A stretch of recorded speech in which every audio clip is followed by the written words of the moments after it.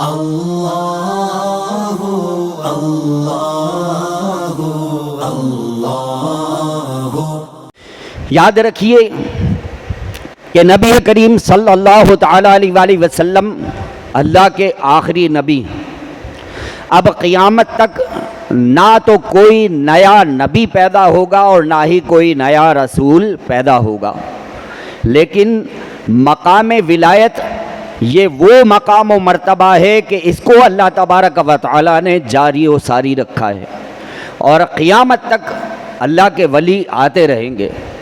اللہ تبارک و تعالیٰ ان کو مقام ولایت عطا فرماتا رہے گا، اور یہ اللہ کے ولی دین کی خدمت کریں گے، اور یہ اللہ کے ولی اسلام کی ترویج و اشاعت کریں گے۔ چنانچہ شہنشاہ بغداد حضور غوث پاک رضی اللہ تعالیٰ عنہ نے جو دین اسلام کی خدمتیں سر انجام دی ہیں، تاریخ اسلام میں سنہرے حروف کے ساتھ لکھی جائیں گی، اور آپ کا ایک لقب ہے محی الدین۔ محی الدین، دین کو زندہ کرنے والا۔ آپ نے دین کی ایسی خدمت فرمائی ہے، ایسی خدمت فرمائی ہے، گویا کہ آپ نے دین اسلام کے اندر ایک نئی جان ڈال دی، اور اسی وجہ سے آپ محی الدین، دین کو زندہ کرنے والا کے لقب کے نام سے جو ہے وہ تاریخ اسلام میں یاد کیے جاتے ہیں۔ حضرت سیدنا شیخ احمد سرہندی علیہ رحمہ المعروف مجدد الف ثانی، بڑے پائے کے بزرگ ہیں۔ آپ مکتوبات شریف میں تحریر فرماتے ہیں کہ اب یہ بات طے ہو گئی ہے کہ قیامت تک ولایت اب اسی کو اللہ تبارک و تعالی عطا فرمائے گا جو شہنشاہ بغداد حضور غوث پاک کا ادب کرنے والا ہوگا۔ جو شہنشاہ بغداد حضور غوث پاک کا ادب کرنے والا ہوگا، ان کا ماننے والا ہوگا، ان کا چاہنے والا ہوگا۔ کہتے ہیں کہ اب یہ بات طے ہو گئی ہے کہ قیامت تک ولایت اسی کو اللہ تبارک و تعالی عطا فرمائے گا، اور جو شہنشاہ بغداد سے بغض رکھنے والا ہوگا، اگر دنیا میں کوئی مرتبہ اس کو دیا بھی گیا ہے تو رب کریم اس مرتبے کو چھین لے گا، اس سے وہ مقام و مرتبہ سلب کر دیا جائے گا کہ جو شہنشاہ بغداد حضور غوث پاک رضی اللہ تعالیٰ عنہ کی شان میں گستاخیاں کرنے والا ہوگا۔ تو یہ ہمارے لیے بڑی سعادت کی بات ہے کہ الحمدللہ ہم شہنشاہ بغداد حضور غوث پاک رضی اللہ تعالیٰ عنہ کو ماننے والے بھی ہیں، ان کا ادب کرنے والے بھی ہیں، اور ان کی 11ویں شریف منانے والے بھی ہیں۔ یہ ہمارے لیے بڑی سعادت کی بات ہے کہ اللہ تبارک و تعالیٰ نے ہمیں ان کے محبین میں، مریدین میں اور ان سے تعلق رکھنے والوں میں چن لیا ہے۔ شہنشاہ بغداد حضور غوث پاک رضی اللہ تعالیٰ عنہ کی ولایت کے اوپر اگر بات کی جائے تو یاد رکھیے کہ مقام ولایت دو طرح کا ہوتا ہے۔ ایک مقام ولایت کہلاتا ہے ولایت کسبی، اور دوسرا مقام جو کہلاتا ہے وہ کہلاتا ہے ولایت وہابی۔ تو ولایت کسبی یہ کیا ہے؟ ولایت کسبی اس کو کہتے ہیں کہ اگر کوئی شخص دنیا کے اندر اللہ تبارک و تعالیٰ کی بارگاہ میں رجوع کرے، پکی سچی توبہ کرے اور مجاہدات کرے، عبادات کرے، اللہ تبارک و تعالیٰ اس کے درجات کو بلند فرماتا ہے، یہاں تک کہ وہ مقام ولایت پر پہنچ جاتا ہے۔ اس کو کہتے ہیں ولایت کسبی۔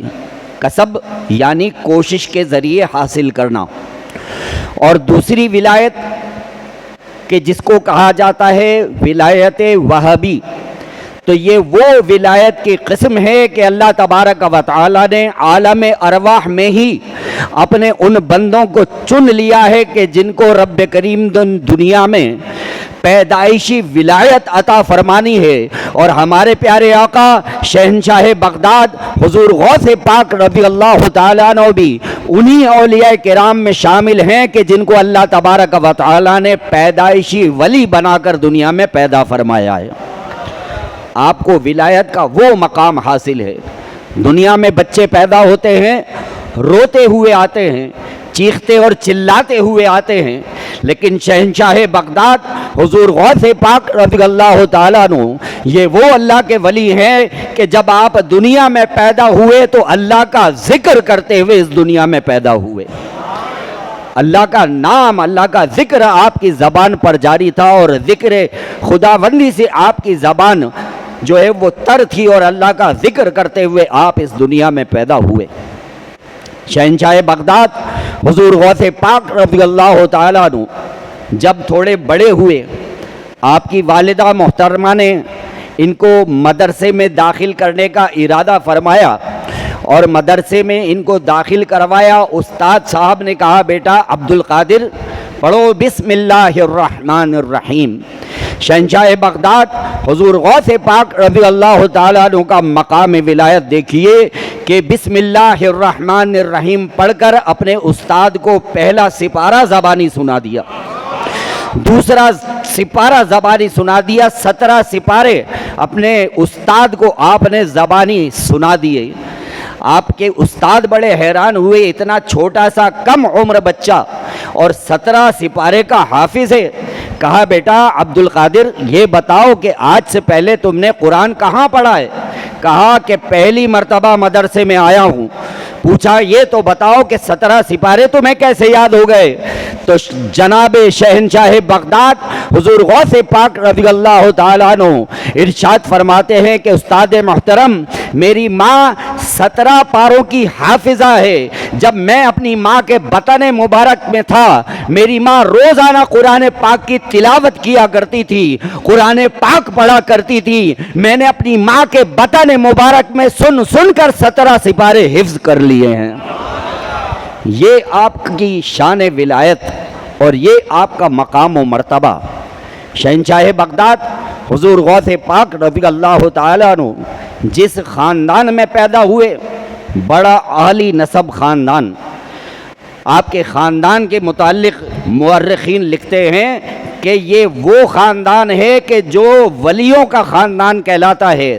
آپ کے والد بھی اللہ کے ولی، آپ کی والدہ بھی اللہ کی ولی، آپ کے نانا محترم بھی اللہ کے ولی، آپ کی نانی محترمہ بھی آپ کی نانی محترمہ بھی اللہ کی ولی، آپ کے دادا محترم بھی اللہ کے ولی، آپ کی دادی محترمہ بھی اللہ کی ولی، یہاں تک کہ آپ کی جتنی پھپھیاں تھیں وہ سب کے سب مقام ولایت پر فائز تھیں۔ شہنشاہ بغداد حضور غوث پاک رضی اللہ تعالیٰ عنہ کی پھپھی محترمہ، ان کا نام تھا عائشہ رحمت اللہ تعالی علیہا۔ مقام ولایت پر کس مقام پر یہ فائز تھیں، اور ایسی مستجاب الدعوات تھیں کہ جو دعا کر دیتی تھیں اللہ تعالیٰ ان کی دعا قبول فرما لیتا تھا۔ چنانچہ ایک مرتبہ جیلان کے علاقے میں قحط پڑ گیا، کافی عرصہ ہو گیا بارشیں نہیں ہوئی، جس کی وجہ سے فصلیں جو ہے وہ سوکھنے لگی۔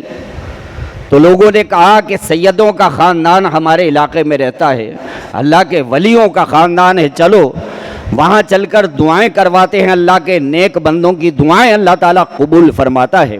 یا گئے جناب غوث پاک رضی اللہ تعالیٰ عنہ کی پھپھی محترمہ حضرت عائشہ رحمت اللہ تعالیٰ علیہا کے پاس، اور کہا کہ بی بی سیدہ بہت عرصہ ہو گیا ہے علاقے میں بارش نہیں ہوئی، قحط سالی ہو گئی ہے، جس کی وجہ سے مخلوق پریشان ہے، تو آپ دعا کریں اللہ تبارک و تعالیٰ سے کہ بارش ہو جائے، پانی کی قلت جو ہے وہ دور ہو جائے۔ کہتی ہیں اچھا۔ انہوں نے تنکوں والی جھاڑو اٹھائی، اور جھاڑو اٹھانے کے بعد اپنے کچے صحن میں آ کر زور زور سے جھاڑو دینے لگی۔ جب زور زور سے جھاڑو دی تو بہت زیادہ دھول اڑنے لگی. جب دھول اڑنے لگی تو آپ نے اللہ تعالیٰ کی بارگاہ میں ہاتھ اٹھائے, کہا مولا تیری بندی عائشہ نے اپنے گھر کے صحن میں جھاڑو دی ہے, دھول بہت اڑ رہی ہے, مولا تھوڑا سا پانی کا چھڑکاؤ کر دے تاکہ دھول بیٹھ جائے. ابھی آپ نے یہ الفاظ کہے تھے کہ ایسے جم کر بارش ہوئی کہ ساری قحط سالی دور ہو گئی. یہ مقام ولایت تھا ان کی پھپھی محترمہ کا. تو غور فرمائیے کہ جس خاندان میں آپ پیدا ہوئے وہ پورے کا پورا خاندان مقام ولایت پر فائز تھا. اگر آپ کو یہ ویڈیو پسند آئی ہو تو اس ویڈیو کو لائک کریں, کامنٹس کریں, شیئر کریں اور میرے اس چینل کو سبسکرائب کریں. جزاک اللہ خیرا.